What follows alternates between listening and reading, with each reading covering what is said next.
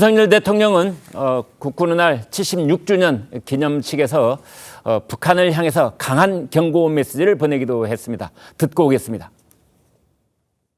북한 정권은 주민들의 참담한 삶은 외면한 채 핵과 미사일로 우리를 위협하고 있습니다. 만약 북한이 핵무기 사용을 기도한다면 우리 군과 한미 동맹의 결연하고 압도적인 대응에 직면하게 될 것입니다. 그날이 바로 북한 정권 종말의 날이 될 것입니다. 네, 북한 정권 종말의 날, 이제 바로 저 대목이 국내 언론들이 다 타이틀로 뽑은 대목이기도 합니다. 최 기자, 윤 대통령이 이제 북한의 도발에 대해서 강경한 태도를 보였다 이렇게 보여지는데, 그러니까 즉각적인 대응을 하겠다. 이런 의미로도 해석이 되는지요? 네, 그렇게까지도 볼 수 있다라는 게 안팎의 이제 설명인데요. 이 밖에도 이제 윤석열 대통령은 행사에서 북한 정권은 여전히 퇴행과 몰락의 길을 고집하고 있다. 권력 세습만을 추구하면서 주민들의 참담한 삶은 외면한 채 핵과 미사일로 우리를 위협하고 있다. 이런 말도 했고요. 그러면서 우리 군은 강력한 전투 역량과 또 확고한 대비 체제를 바탕으로 북한의 도발을 즉각적으로 강하게 응징할 것이다. 북한 정권은 지금이라도 핵무기가 자신을 지켜준다는 망상에서 벗어나야 한다, 이런 점들을 강조하기도 했습니다. 그만큼 이제 북한의 군사적 도발에 우리도 맞대응할 수 있는 여지와 여력이 충분하다라는 점을 강조한 걸로 보이고요. 또 이날 행사에서 북한의 핵과 대량 살상무기 억제 또 대응 보복을 주 임무로 삼고 있는 전략사령부도 창설이 되면서 강한 대응 의지 다시 한번 과시했습니다. 네. 김 실장님, 어제 군사 퍼레이드를 보는 우리 국민들 그리고 언론에서 가장 관심을 모았던 것은 현무5 그리고 B1B 죽음의 백조 랜서였어요. 왜 그런 거죠? 네, 이제 B1B 같은 경우에는 이제 미국이 가지고 있는 전략 폭격기잖아요. 네. 전략 폭격기가 세 종류가 있어요. 네. B1B가 있고 B2가 있고 B52가 있는데 B2는 뭐 스텔스기라 우리가 이제 한 번도 본 적이 없고요. 한국에서는. 네. B52 같은 경우는 작년에 처음으로 이제 한국 땅에 한 번 내렸죠. 네. B1B 같은 경우에는 이제 괌에서 이제 한국까지 오는 한 2시간 정도 걸리는데요. 네. B1B 같은 경우에는 이게 핵무기를 이제 사용하는 것이 아니고 여기는 재래식 무기가 이제 탑재돼 있어요.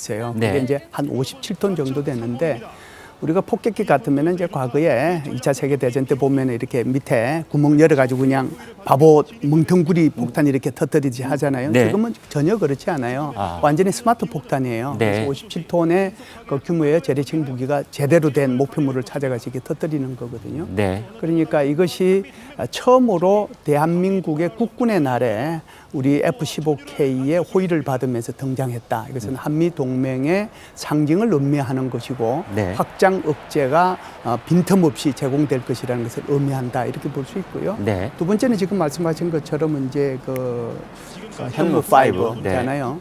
현무 계열은 1, 2, 3, 4, 5가 있는데요. 현무 1은 다 이제 퇴역을 했고요. 네. 현무 2, 현무 4, 현무 5는 탄도 미사일이고요. 예. 현무 3는 순항 미사일입니다. 네. 그런데 이제 현무 4 같은 경우는 작년에 처음 선보였는데 이것은 탄두 무게가 2톤이고요. 네. 이번에 선보인 것은 현무 5는 8톤입니다. 8톤. 북한이 지난달에 화성 11-4.5톤을 이게 시험 발사했잖아요. 네. 그 이제 4.5톤이라고 굉장히 이제 자랑을 하고 그것을 이제 공개를 했는데 이번에 이제 우리가 공개한 것은 8톤이거든요. 네. 그러니까 이것을 일부러 공개를 했어요. 북한이 네. 4.5톤 가지고 그렇게 자랑하지만 한국은 이보다 훨씬 더 강력한 그런 이런 미사일을 우리가 가지고 있다. 그래서 이것은 대량 응징 보복의 핵심 수단으로 사용될 수 있는 것이기 때문에 어제 의도적으로 이것을 공개했다. 이렇게 볼 수가 있죠. 그런데 현무5 이동할 때 보니까 개걸음처럼 이렇게 움직이던데요. 왜 그러는 겁니까? 이건 이제 구축 18륜이거든요. 네. 그러니까 이제 엄청나게 그게 무게가 이제 무겁잖아요. 네. 8톤짜리니까. 네. 그러면은 그것을 움직이려고 하면은 그냥 이렇게 마음대로 움직여질 수 있는 것이 아니고 옆으로 이제 움직이려고 하면 결국 그것은 구축 18륜이 동시에 움직여야 되는 거거든요. 네. 그런 개걸음을 어제 의도적으로 보여준 것이죠. 네. 어제 광화문에서 펼쳐진 빌딩 숲을 가르는 헬기 등 다양하고 또 그리고 처음 보는 광경에 국민들도 눈을 떼지 못했습니다. 보시겠습니다.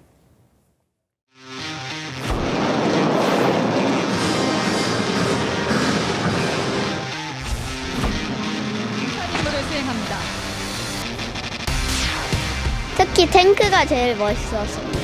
전투기 보니까 어땠어요? 아주 멋있고 저희 나라가 자랑스러웠습니다. 군대 가져갈 뻔했고 그때 안에 있을 때랑 좀 다르게 또 나와서 보니까 되게 크고. Well, it was amazing. It was something we've never seen before. All the Korean flags waved and the feeling of togetherness. 정말 내가 대한민국 국민이라는 게 정말 자랑스럽다. 상당히 강군이고 기계화도 잘 돼 있는 대한민국이구나. 네, 어제 행사에는 이제 호국 영웅들 그리고 그 유족들 퍼레이드에 함께 참석을 하고 또 이 장비 부대가 시가 행진을 할 때는 장병 가족들이 또 함께 그 장비에 탑승을 하고 자 그런 뜻깊은 장면들을 봤는데요. 최 기자 구체적으로 좀 얘기해 주세요. 네, 일단 6.25 참전 용사였던 류재식 씨, 또 북한 목함질의 도발로 두 다리를 잃은 하재현 중사 등 호국영령과 유족 8명이 경찰 기동대 호위 속에 차를 타고 시민들에게 인사하는 모습을 연출했습니다. 그러면서 이제 서울 광장부터 세종문화회관 앞까지 이동을 했는데요. 이어서 윤석열 대통령은 단상에서 내려와서 이들을 직접 마중하기도 하고 또 일일이 인사를 한 이후에 함께 단상에 오르는 모습도 보였습니다.